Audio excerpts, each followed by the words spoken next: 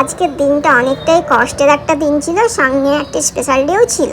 তো কষ্টের দিনটা আমি ভিডিও ক্যাপচার করিনি, আর স্পেশাল ডেটা একটু একটু আমি ভিডিও ক্যাপচার করেছি। তো চলো আজকে আমি স্পেশাল ডের ব্যাপারে আগে কিছু বলি, তারপর কষ্টের বিষয়ে কিছু বলবো। তো আজকে ছিল আম্মি বাবার অ্যানিভার্সারি। আমাদের অনেক প্ল্যানিং ছিল সকাল থেকে, এটা করবো ওটা করবো, বাট কোনো একটা কারণে আমাদের সেই স্পেশাল ডেটা ভালোভাবে সেলিব্রেট করতে পারিনি। তো যাই হোক, অ্যানিভার্সারিতে যেইটুকু পারলাম সেইটুকুই করলাম।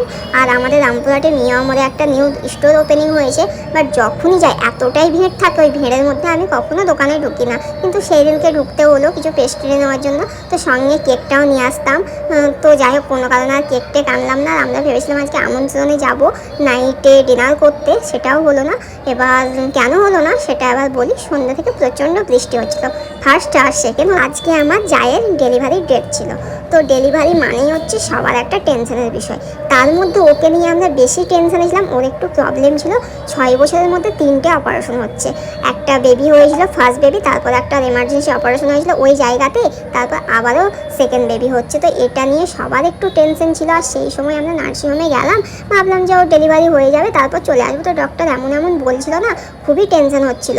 তো সেই কারণে আমাদের নার্সিংহোম থেকে আসতে অনেকটাই লেট হয়ে যায়, আর তার সঙ্গে বৃষ্টিও হচ্ছিল। তাই আজকে আমরা আর আমন্ত্রণ যেতে পারিনি। আর আম্মি পাপা বললো তাহলে আজকে আর কেক কাটিং করবো না, নর্মাল ছোটো পেস্ট্রিগুলো নিয়ে এসো, তোমরা খাবে। তো এটা ছিল পাইনঅ্যাপেল ফ্লেভার, খেতে দারুণ ছিল।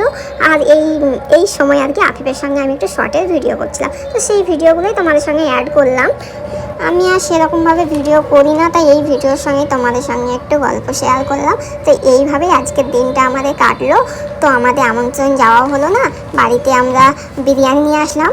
তার মধ্যে বস্তায় করে বিরিয়ানি, তোমরা অবাক যাবে কেউ বস্তায় কি বিরিয়ানি আনে, সেটাও হয়তো দেখতে পাবে। আমি ভুলে গেছি, ভিডিওটা অনেক আগে শ্যুট করেছি, এর সঙ্গে অ্যাড আছে কিনা।